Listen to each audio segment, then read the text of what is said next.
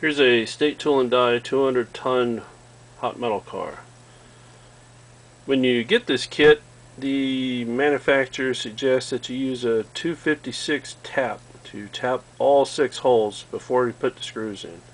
Luckily, I did that. I can't imagine trying to put these screws in without tapping the holes first, because I don't think it'd really go, and you'd probably ruin the trucks if you didn't. Getting a 256, I've needed one for years, didn't get one, had to wait like 3 weeks, and finally got it, and finally put this car together. I got 2 more of these big boys to put together. This is fully weathered. I got to get handrails and all that stuff for it, but other than that, it went together fairly well.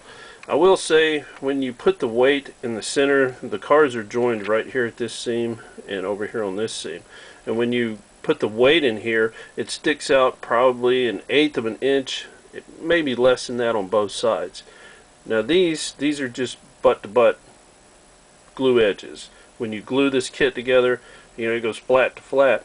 So I took my Dremel and cut out the inside of the cone part on both sides, just so that weight would fit in there. I could have sanded it down a little bit or used a different weight. But that's one thing I discovered with this car. If you put the weight in there and glue it in, as they say, and then try to put these cones on the end, it leaves a really crappy weld line.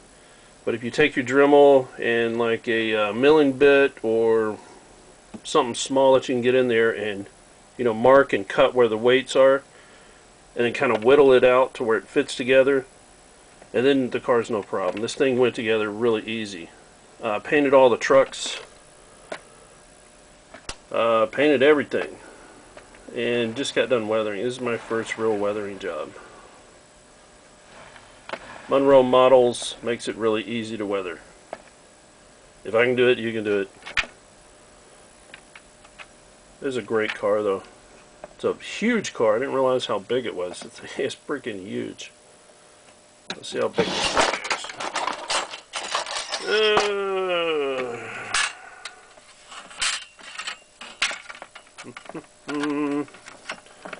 Yeah, it's not coupler to coupler, but where the hell is it? I don't know. That's pretty darn big. I don't know where I'm going to park these on my layout. They're huge. I have to put another siding in or something. These are really nice cars, but if you do decide to get these 200-ton bottle cars, you're going to need a 256 tap if you don't already have one. Go ahead and just order one if you don't. It makes it a lot easier. Again, State Tool and Die, what a wonderful job they have done to produce these. And I can't remember the guy that made this car.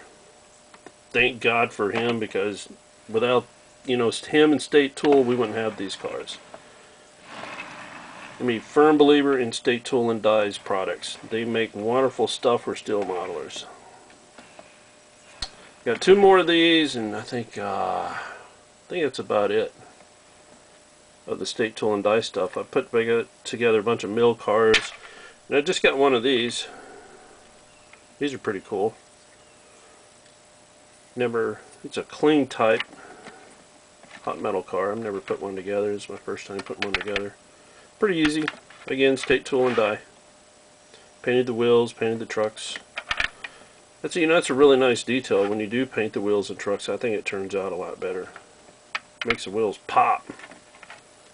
I mean, I can't see it in detail, but I know I painted them. Probably got paint all over the place. But that's it. Still haven't had time to come out here and mess around with a 3D printer. Got too much going on. Honeydews, you know the deal. I'm out.